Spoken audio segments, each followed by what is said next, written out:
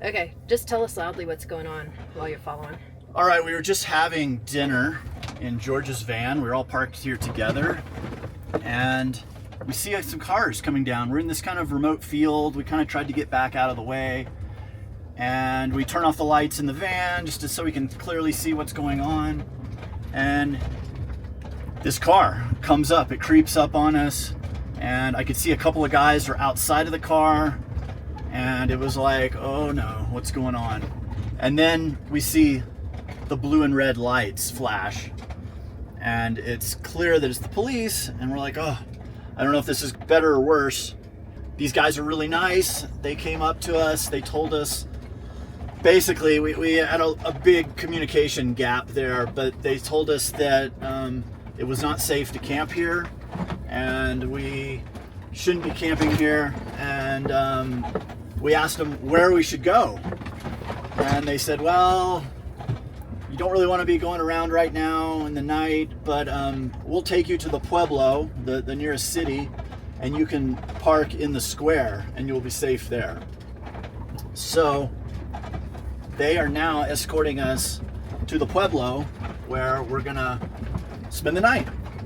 So these guys seem on the up and up. You know, you hear all the stuff about corrupt police and whatnot in Mexico, and this is our first interaction with the police directly here. And so far these guys seem great, but we definitely have our full attention up, and you know, we trust them to some degree, but we don't fully trust them until we see how this is going to play out. So we'll see.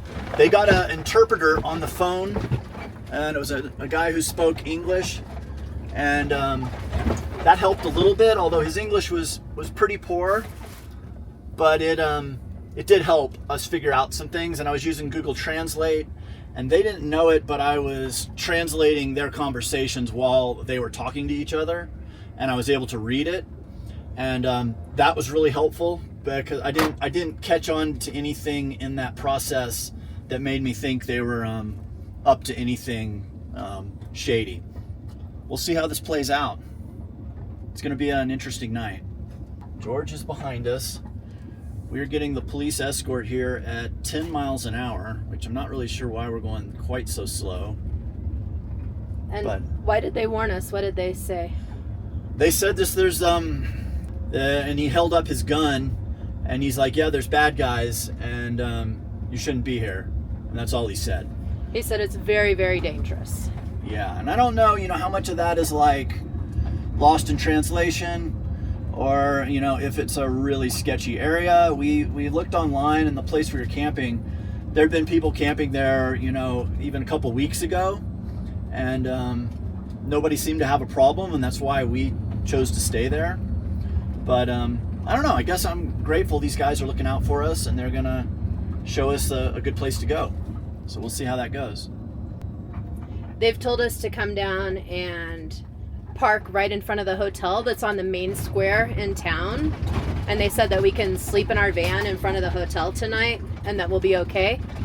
So we have that pulled up in our Google Maps to make sure that we're all going to the same place where we're following them, and hopefully it's all good. Okay, so now we've been following these police for probably 20 minutes, and we're in a little village here. I don't know the name. Aculco. And it seems like they're taking us exactly where they said they were going to take us. I hate to feel like I'm skeptical, but honestly I am skeptical, and I think that's just maybe a good travel sense to have. Expect the worst, hope for the best, but they're taking us into town. There's a hotel sign right here, and that's supposedly where they're taking us, and they're going to allow us to park for the night in front of the hotel. And they said we would be more or less safe there.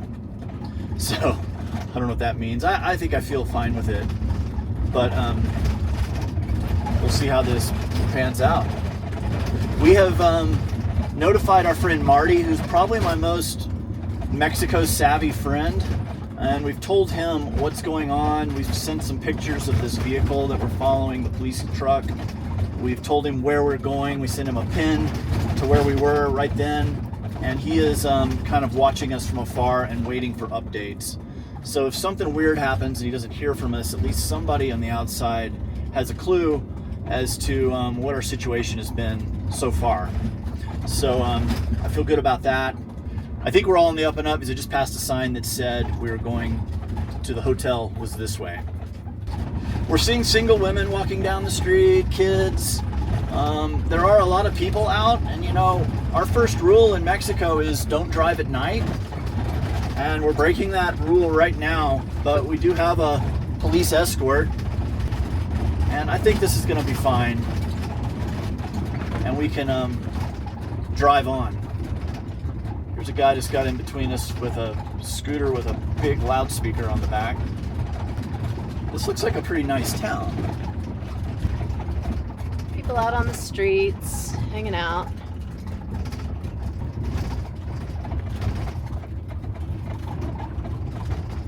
It's a pretty little town, actually. The grocery stores are open, there's lights. Looks like we're going right down to the square.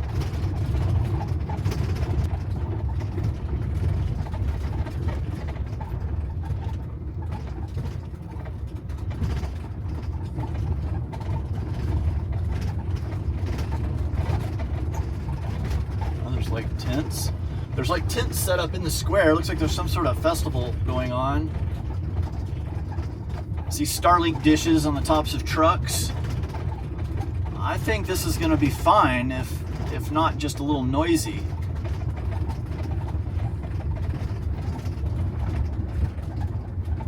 Well, it's our first time driving at night in Mexico. Yeah, police escort.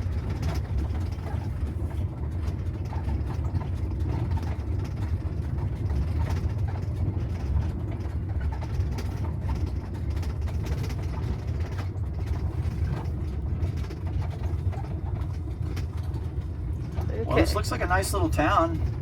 Right. All right, I want to fill you guys in. So here's the breakdown on what just happened.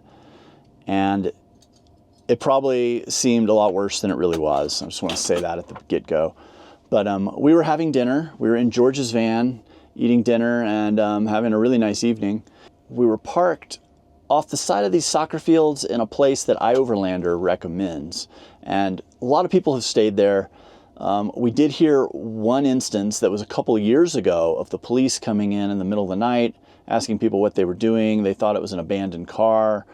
And once the people explained that the car wasn't abandoned, then the cops said, oh, okay, that's fine, you know, have a good evening. So we were sitting there eating dinner, and we're tucked back in these trees, and we could see this soccer field that was off in a distance. And there's not any houses or anything nearby. And we could see all of a sudden these lights scan across the soccer field, and Kathy noticed them. And so we turned off all the lights in George's van, and we're sitting there, and we watch, and this light is coming, and then all of a sudden it turns around the tree line, and it's coming right towards us. At that point, we're watching this obviously very intently, and I start to see as they get a little closer, there's a couple of men on either side of the truck or the vehicle's headlights. And I could just see figures, and I'm like, oh gosh, there's guys out of the car, and there's someone driving the car. This is not ideal. I'm like, either we're getting ready to get robbed or something weird is going on. And so we're just kind of like in the van. We had the doors locked. About the time we're getting really nervous and thinking something really is up, these red and blue lights come on, and they give it a little flash of the red and blue lights. You're like, oh, okay, it's the cops. We go out the door, and actually Kathy goes out first because she speaks the best Spanish out of all of us. And she goes out, and you know, it's the normal pleasantries. And then I go out, and then George comes out. It's very clear that these guys are curious what we're doing, but they don't see us as a threat. They had their weapons on them. One of them had a rifle. The other two had pistols, but they weren't drawn. They weren't pointed at us. It was clear that they weren't too worried, but they were wondering what we were doing there. And so then we told them that we were camping here for the night, and we showed them the iOverlander app and that this was listed as a campsite, and they said, ooh, I'm paraphrasing here from the rough interpretation, but they basically said that it's a bad idea to camp there, that it was dangerous. And I then asked him, you know, what is the danger? And he pulled up his gun and he's like, bad people. And he held up his gun. And I was like, oh, okay. That's all we need to know. So then they wanted to take our names and our ages, and they wrote down the license plates of our vehicle. They asked us where we were going, and we told them we're off to these waterfalls tomorrow. And we asked them if we couldn't camp here, where was a good place to stay. And they kind of talked amongst themselves for a minute. And I actually pulled out my Google translator on my phone to use to communicate with them. And when I heard them talking to themselves, I turned on the recorder side of it that basically allows someone to talk into the phone and then it translates it in real time. I was like, I'm going to use this as a tool. At least I can kind of eavesdrop on what they're saying in Spanish and I can understand it through the translator, or at least get an estimation of what are they talking about. And it turned out, you know, from what I gathered, they were basically saying to each other that, yes, they agreed this was a dangerous spot and that we should probably go into the town and book a room at the hotel. Then they kind of told us that, and through Kathy, they got that point across. And that was good, that what I was hearing on the translator was the same thing they were telling her. And that made me feel good that they were on the up and up. Turned out they decided that our best course would be to follow them into town, and we would park in front of the hotel or on the square somewhere, and they said that we would be safe there. And so we did that. We drove at least 20 minutes here into town, and we came into this lively town. Now, this is a Pueblo Magico town, which is the nicest towns in Mexico, and they're really promoting them as tourism. And so there's all kinds of hotels and restaurants, and it's a really nice place. And so we get into town and it's lively. There's people out, there's little kids walking with their parents, the restaurants are full. You know, it seems like there's a lot of life going on. It seems like a good place. They took us around the square once and they parked us right in front of the police station. So the police station's on one end of the square and we are right there in front of it. And then at that point, they were just kind of like, okay, you're out of here. And we jumped out of the van and thanked them profusely. I gave them 3 of our Famagogo stickers. And it was funny, when I reached out with the stickers, they kind of stepped back. And it was like, I think they didn't want anyone to see me handing them anything like it was a bribe. And I had to like show them that it was a sticker. And then he kind of cautiously came closer and accepted them. And I was like, yes, Famagogo, that's us. And muchas gracias, thank you so much. And he smiled and he thought that was pretty cool. And then they jumped in their truck and they left.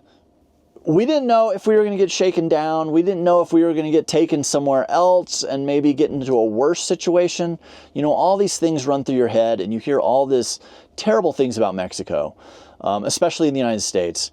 But it turned out these guys were just normal city cops and they were great and they were looking out for us.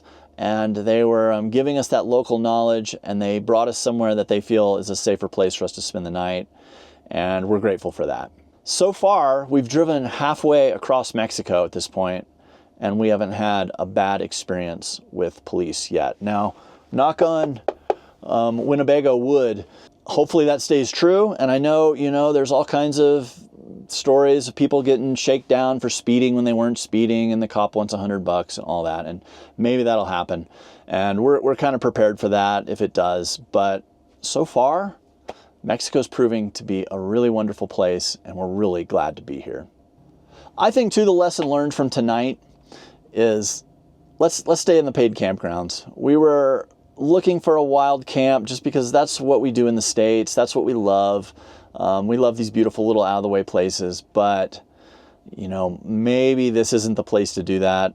And even though iOverlander said it was fine, and we have all these reports of it being safe, maybe from now on, with the exception of maybe some special instances where we're really sure that it's a good spot, we're going to just go for the paid campgrounds. And some of those actually feel like wild camping. But we're going to go for those in the places where we know we're going to be out of the way and not in the middle of anything bad. We're going to try to chill out and let the adrenaline go down a little bit and then maybe go to bed and sleep here tonight and then tomorrow the adventure continues. So we'll see you in the morning.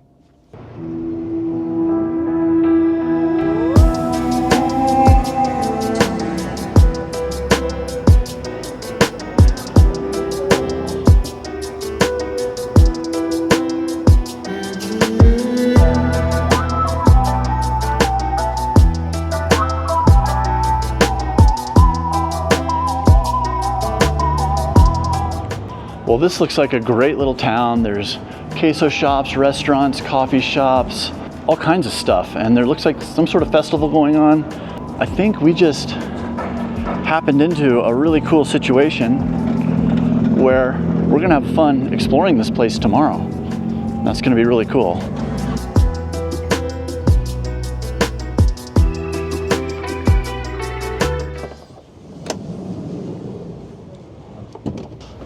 Good morning, Pueblo Aculco. Probably not saying that right one bit, but we are grateful to be here. We had a little bit of a fitful night. You saw what just happened. And we slept here at the square. Here's Jorge's van. And we are here in this beautiful square, and we are gonna take it in and go check it out. They're supposedly known for their cheese. See if we can get cheese at 9 in the morning.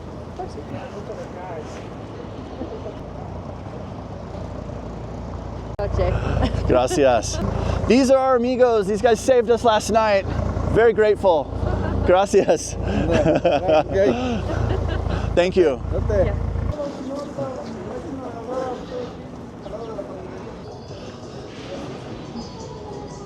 So it rained last night. It's a little breezy and definitely cooler today. And we're dressed for it. I've got on an extra layer. It's not keeping these people from getting out on a Saturday morning. There's some kind of something going on here in the square. They got a bunch of tents set up. It looks like legal advice. Ooh, legal advice. I'm glad we don't need that after last night. But what a beautiful little pueblo here. It's amazing. These cobblestones are what make up the streets, and they are very slippery when they're wet. And I think they're kind of polished from all the vehicles' tires. All the shopkeepers are out here washing the sidewalks with brushes and buckets of soap. Keep things very tidy. Okay. Do you want 4 tortillas? 15? Yeah. Ah, bien. 20 tortillas de maíz, por favor? Sí, ¿cuánto kilo? Medio kilo. Okay, medio kilo. Perfecto. Steaming hot tortillas, freshly wrapped. Oh, these are gonna taste so good. 10 pesos, less than $1.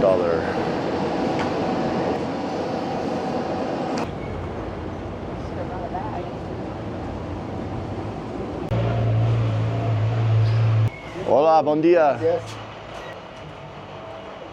Buenos días. Buenos dias. Lots of cool stuff.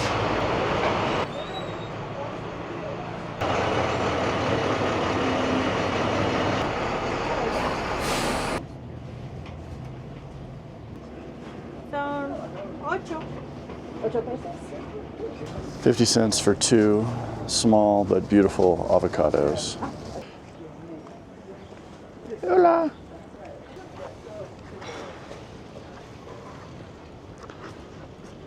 Hola.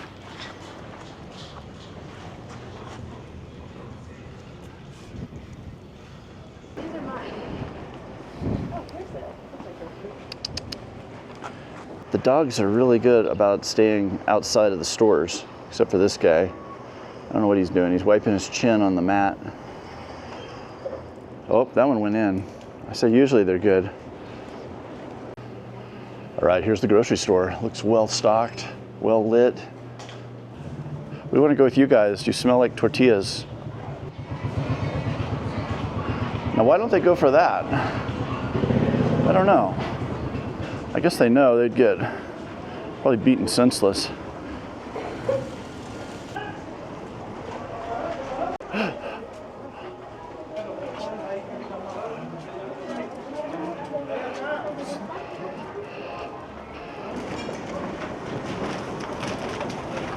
We have a wild pack of feral dogs following us.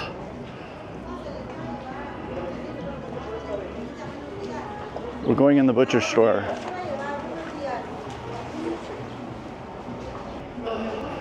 sea. Quesito, longanecita. Lo tenemos waffles, igual, miren, los waffles. Muy ricos, You want that.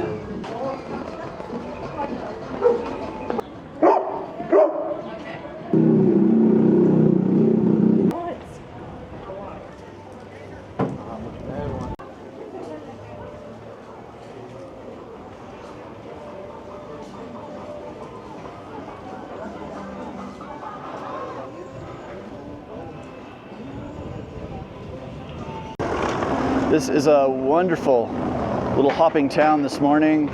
Lots going on. You can get about anything you want. Oh boy, talk about anything I want. Look at these cakes. Yeah, I can get a wedding cake. It's been a while since I've had one. I used to eat them every Saturday evening.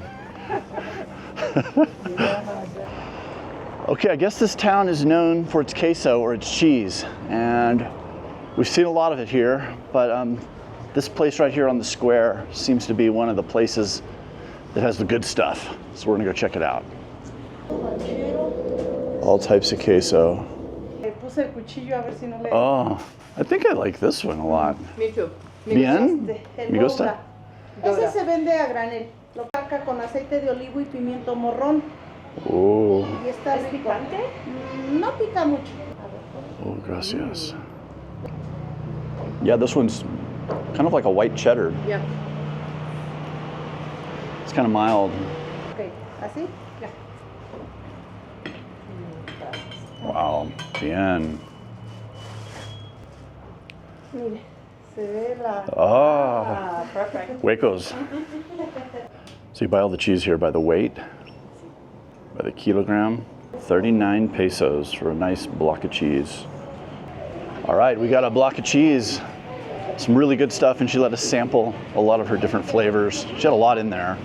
So thinking back to last night, whenever we were rousted and it was a little bit unnerving, it turned out to lead us to this amazing little town, and I'm super excited. We wouldn't have come here any other way, so it all worked out in the end. Everybody here is super friendly and nice, and that's really cool to see.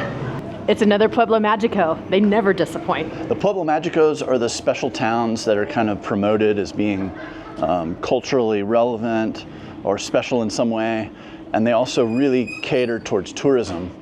And so they are great places to visit. They have like really cool squares or something, you know, really unique and interesting about them, and we found them to be really awesome. So this is really interesting. I ordered 2 chicken tacos, and this gentleman right here walked next door to the butcher, bought some chicken, and then brought it over here, and now he's cooking it. They get it straight from the butcher as they need it and cook it right up. It's pretty cool. Here's my second taco, just came in.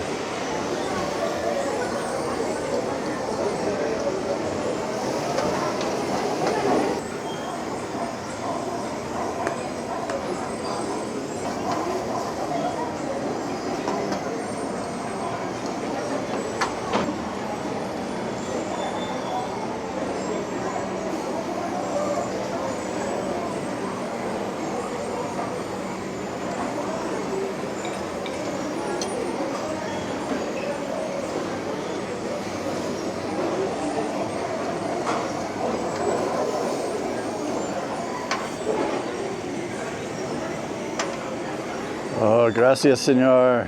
There it is, one of the 2 tacos. And here's the toppings. And then you sit right here on these little benches. Really good.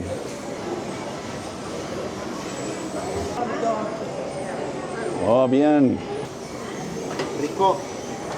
This taco is great. That's so good. Breakfast tacos.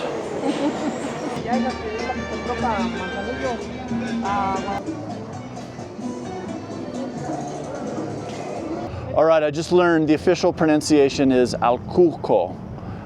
I probably messed that up. I just got me breakfast cake. We're back here at the vans. Thank you, Aculco. You've been very hospitable. We appreciate you looking out for our security, and I think we'll be back. This place is great.